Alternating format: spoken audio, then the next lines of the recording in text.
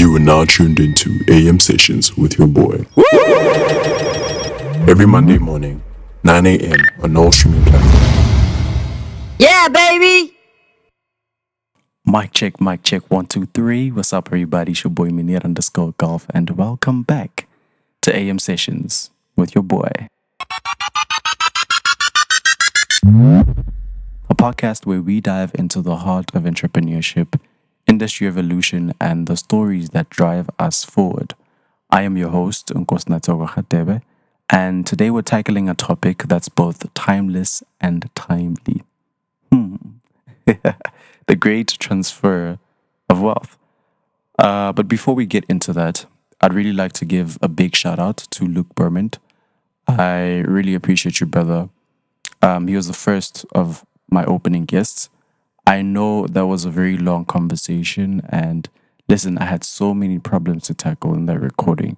But however, I appreciate the fact that the internet is really timeless. I'm always going to have that archive to go back at, reflecting as a recording that was really challenging but very fruitful, in that the wealth of knowledge that was spread in that conversation was really amazing. If you are someone that wants to start a business with longevity in mind, and longevity, I mean you have a 5, 10, 20, 35, 50-year plan, not necessarily in paper, but you have a vision that you're driving towards. You will understand the problems that we were talking about. And I think that information, even though it's specific to an industry, which is ICT and computer and all of that, which is where the world is currently, in terms of software building and all of that. But I think the vastness of our topics and how Luke is just an amazing speaker, in that, like, whatever that he talks about is multifaceted. You're able to grasp a piece of important content, that can be very helpful for you in your entrepreneurial journey or in your life. But yeah, thank you very much to Luke Bermond, and thank you to everyone who's been tuning in. I really appreciate your support. Definitely going to be working on the quality. We're going to be working on delivering good, seamless content to you. But yeah, without any further ado, let's get into it. So we are witnessing a significant shift in global wealth, right? As it transitions from older generations to younger ones. This isn't just about money. It's about the power, influence, and legacies that come with it. In today's episode, we'll look at this phenomenon through the lens of prominent families like the Ruperts, for example, in South Africa, and wealthy European dynasties, which have continued to run the world, literally, in their innovative business endeavors that turned into global markets. We, of course, know the controversy of how they did that. I don't necessarily agree with how they did it, but here's the point.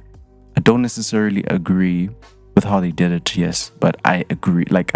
I'm for, or rather, I'm fascinated by what they did with the means they had to do what they did. I know usually we argue, like, they used things like slavery and cheap labor and all of that, but looking from a capitalistic point of view, that's about the only way they could have done it. But I know it's a very controversial topic, and if I were to get into it, I would argue for years and years to come. But that's just my stance. I don't know. Tell me yours. I'm going to hit an interaction poll or a question. Interact there. Like, tell me something new, something different. Maybe you think they could have done it in a different way. And maybe that idea of them doing it in a different way could be something that is innovative for us. Because we, unlike them, are in a position where there is no advantage.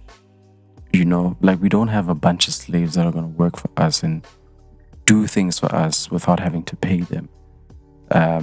It's very difficult and very different for us. There's regulations, there's legislature, there's just so many red tapes. But yeah, we'll discuss the pros and cons of this generational shift, the new leader's vision, or the new expected leader's vision. We all just anticipating what it might be. We don't know. And how it all impacts our everyday lives. So, let's start with the Rupert family, one of South Africa's most influential and affluent families. I think it goes without saying that everyone at this point, because of the media coverage they own, they've had, we all should know to this point. And just the beef that Malema has with, Malema has so much beef with the Ruperts. I don't know what they did to the man, but yeah, they must give back the land.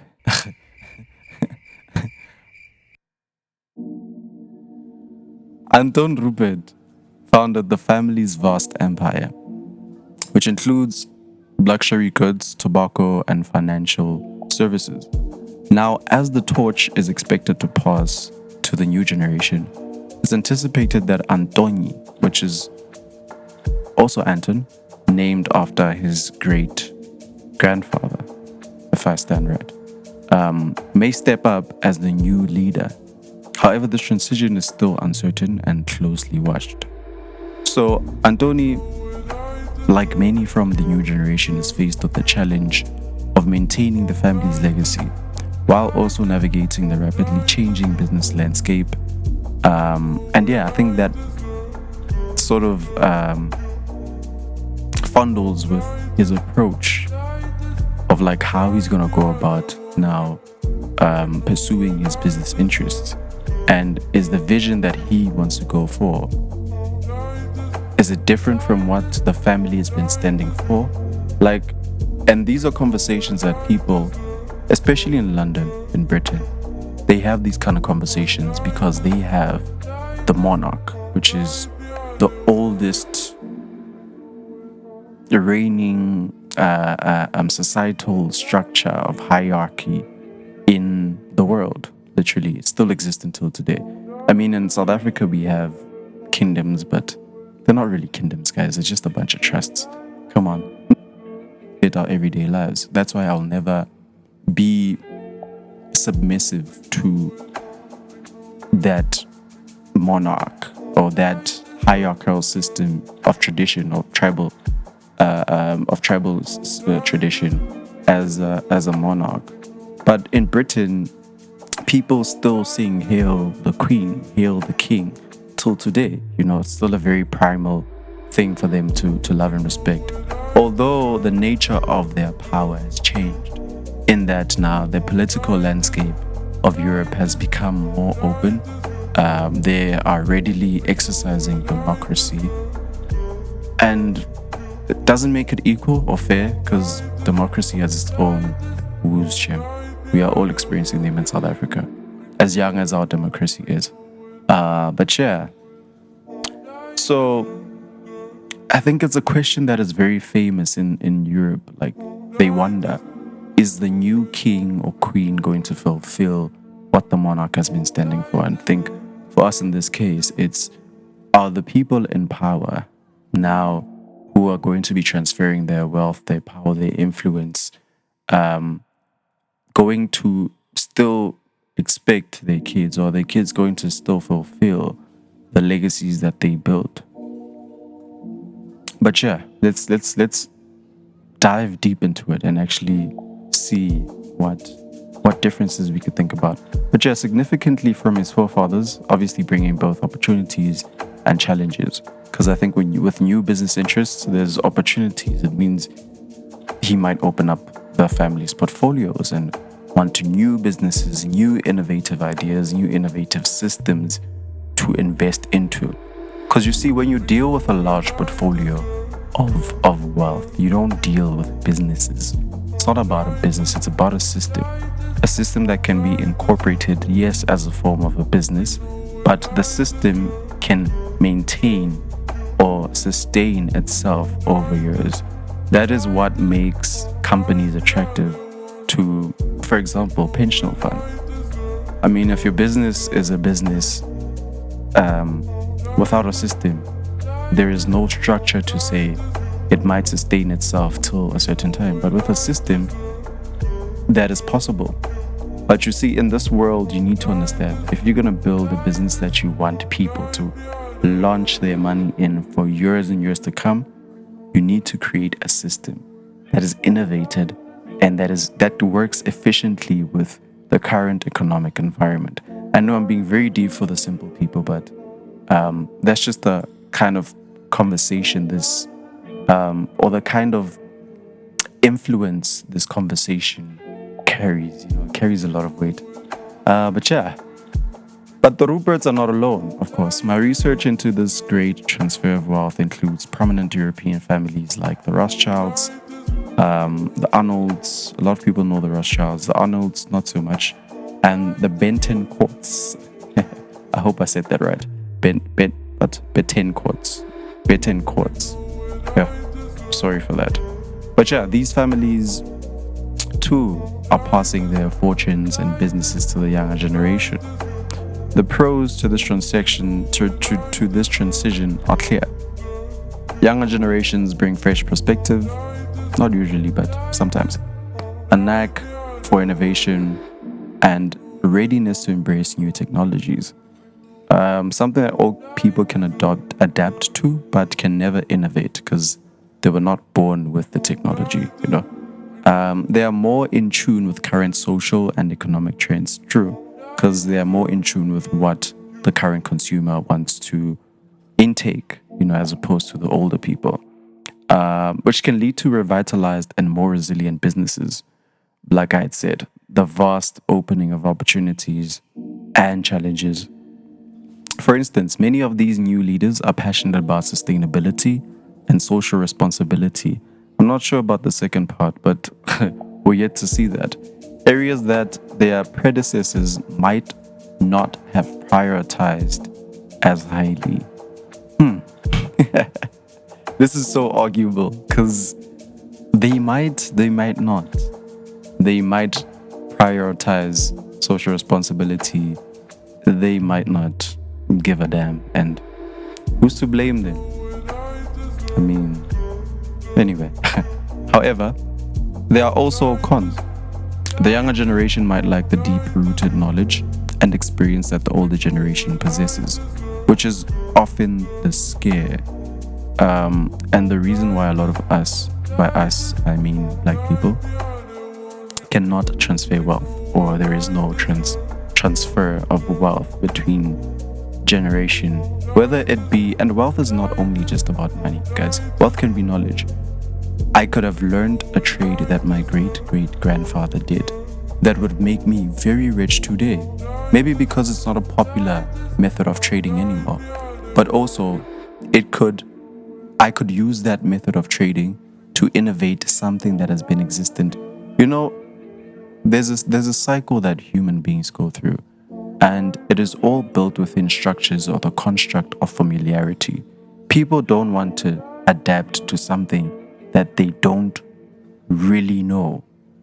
Like if you think about each and every single thing that is new that has ever come, it's nothing new. I know I might not make sense right now, but there are people that hear me. We don't need chairs anymore. We don't need tables anymore. We don't need beds anymore. And yet there's always a new something, a new chair, a new table, And this is how, as human beings, we innovate. We have formed patterns of life, right?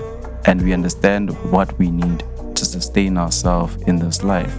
But there are things that we are always going to keep on integrating and changing, depending on how we feel, how we are, the environment that we're in, and what technologies or what exposure is our mind gravitating to? What information are we inhabiting? Because it's simple. If we talk about the future is literally what we're experiencing now, just futurized. But anyway, I might be gravitating to another point. But yes, the point is we can never create or build anything new. So the transfer of wealth that we don't possess as black people is first of all in knowledge. We don't know too much of our old stories. We don't know our old heroes. We don't know all of that. And we lose now our moral, because I can be a great titan tomorrow and die. And listen, my kids will not give a fuck who I was, what I did. And that is just no way to live. Like, because what are you living for as a person? Now it becomes personal. What were you living for? You fought hard for your family to be happy and whatnot, but your great grandkids don't know you. Might have lost a few there, but yeah, sila guys. This can lead to potential missteps or a disconnect with the traditional customer base. This is now the knowledge and experience not being transferred from older to new. It can lead to potential missteps, true, or a disconnect with traditional customers, meaning the older people. They might feel like, this company is no longer a chick. It's funny that within the black community, a lot of people a lot of the younger generation, because I think Coca-Cola as a brand is a very old brand, but a lot of the younger generation, which is our parents right now, they have stuck or stayed really loyal to it. But now you have us that want to explore all these different kind of flavors, and that's the nature of like anything as far as like product building or a business goes. People, and it goes with aging, it goes with information, it goes with options, and that you might find that the old loyal customer base will be tracking off because they're getting a bit old, and then now you have the new. I know people might argue, but I think Coke did a very smart thing by creating subsidiaries. But my point to that was gonna say, I don't think our kids are gonna be drinking Coke anymore like our parents used to, because obviously the changes in us as a society and what we're exposed to it's growing larger and larger each and every single day. And these are things that people need to think about when they're transferring wealth. These are pointers here. I'm telling you guys, if you are sitting there with a notebook, you could learn so much. Not that I've transferred wealth or anything, but in my research, these are the things that I've found and I've connected. Furthermore, the pressure to live up to the family legacy can be immense, which is true. Sometimes we step into shoes that are way bigger than our shoe fit or our size, and then a lot of things happen. But sometimes, and sometimes that actually results in stress and burnout. But yeah, most of the kids are rich; they can afford to deal with that. By the way, guys, I am offering my services. Not that it's official, but I'm gonna put it out there. I want to be a burnout coach. In fact, no, I don't want to be.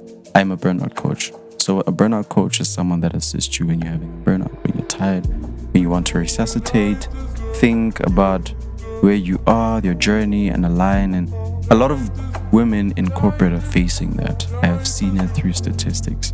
And I'm just saying, in case you're burned out, you don't really know where to go, hit me up.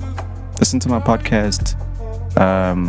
Connect with me on social media. Let's chat. I really want to explore how and why people burn out and what actually is the cause of that. Because a lot of people in the bigger markets, now I'm talking your New York, your Singapore, they are really experiencing burnouts. And maybe the corporate landscape right now it's a lot. So yeah. How does this shift impact ordinary lives? That's a question that many of you might be asking yourselves. Like, why am I actually listening to this thing? How does this impact me? Well, when these young leaders succeed, they can drive economic growth, which is very important for us here in South Africa. That is what we need. They can create new job opportunities, obviously exploring their business interests, wanting to expand smaller startup ideas into proper, systematic, and corporate running businesses, and spearhead social initiatives, meaning probably create a bunch of social initiatives that look into promoting a certain culture of people. Because, like I said, guys, the amount of exposure and choices that we have is bound to change us as a society, and we're bound to adapt to so many different cultures. And I know a lot of black people might disagree with that, because we always try to question if whether we're African or not. But honestly, in your own being, you create and develop your own culture, and no one has a say in that. So these things are going to change one way or another. However, if they falter, it can lead to instability, job losses, and economic downturns. So the transition does affect you, whether it be directly or indirectly. But one way or the other, we are part of the whole thing, the whole shebang. But yeah, now let's explore the new generation's interests compared to their predecessors. Many of the younger heirs and heiresses are more inclined towards technology, sustainability, and social causes. Might be true, might not be true. Who's to argue, honestly? These interests could refine their family legacies in significant ways. For example, a family known for traditional manufacturing might pivot towards green energy or tech innovations under new leadership. Okay, it is true. Seeing that the world has a systematic way of persuading leaders and people of power to go a route they want them to go, like with the whole sustainability, green energy. A lot of people don't understand it, especially in South Africa. There's so many underdeveloped things that really need that industrial revolution again, because there was no revolution here.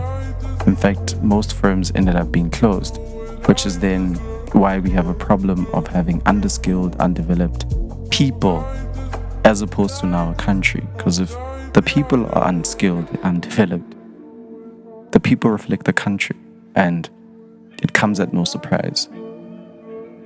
But yeah, here's something that might be inspirational, and maybe that you might consider after blabbing for 22 minutes. Each generation brings its own unique strengths and vision to the table, right? Now I'm spanning this not only to the wealthy and powerful and affluent. Now I'm making it personal. Even think about you. You want to bring something unique. There's a unique strength that you possess and a vision that you have for your family, not only for yourself, because you impacting your life, you as a person impacting your life, that impacts your family, whether you see it or whether it becomes a direct thing or not. And that is the nature of society. When someone, a leader, someone that can spearhead change, brings a strength or brings a vision to the table, a lot of change takes course. So think about yourself or put yourself in the situation. And usually while the older generation laid a strong foundation, sometimes foundations are not, like I said, monetary. When I was talking about the transfer of wealth between black people, it does not always have to be monetary. It could be knowledge. That, for example, in my family, I have a strong laid foundation of knowing and understanding myself in God and being able to build that kind of relationship that cements every single thing that I do in my life. Because I know for a fact, before I can do anything, I pray and ask God. And where He sees a future for me, that is where I'll go. You understand? That's a strong foundation that was laid for me. But obviously there are unique strengths, and there's a vision of which I could use this strong foundation and gravitate it to another height where I'm going to be unstoppable. And I know that for a fact because I believe I've been meditating, I've been cloaked, I've been yoked in this vision, and that's just what I carry with me now. So the same could be that with you, and like it says here, the younger generation has the opportunity to build upon it, right? That's the whole reason why we continue legacies. We need to build upon them, making it stronger and more adaptable to modern times. Not only modern times, but to your vision, the vision that you're constructing. And that's a cycle of growth, that's a cycle of adaptation, and that's a cycle of evolution. If you think about the cause that is bigger than you, that's the whole concept of you living. You live in a cycle of growth, in a cycle of adaptation, and a cycle of evolution. Your kids and their kids, and all of the generations to come might look nothing like you. Nothing like you. But they are yours. Why? Because they've adapted, they've evolved, they've grown to certain, but they still carry the traits. They still carry the DNA. They still carry. So life is all about that. The bigger idea and the bigger picture to life is all about that. But yeah, I've obviously said a mouthful. And yeah, I'd just like to say that with this episode coming out, here's a message, a strong message that I have to the young people, the young leaders, the young ambitious people out there. I know you guys want to change the course of life. I know you guys want to inspire and motivate someone to do the same. And here's my 2 cents to you. Remember that while the weight of a legacy can be heavy, it is also a testament to the strength and resilience of your predecessors. So embrace the opportunity. Learn from the past and don't be afraid to carve out your own path, because the world is watching you and you have the potential to make a profound impact. Don't ever sleep on that. Don't ever sleep on that. A lot of people might reflect when you're starting something as being playful. But you see, it's no longer playful when people start giving it attention. So, and hear me, I need you to hear each and every single thing, the pretense of what I'm saying. What I'm doing right now might seem playful to some people, but I'm telling you, when I have the attention of many, it won't be playful anymore, because people actually understand the weight and gravitas of what I'm saying. But anyway, guys, ladies and gentlemen, thank you very much for joining me on this episode of AM Sessions with your boy Miniat_Golf. I hope you find our discussion on the great transfer of wealth insightful, thought-provoking, and yeah, until next time, stay inspired, stay ambitious, and keep making strides. I'm out.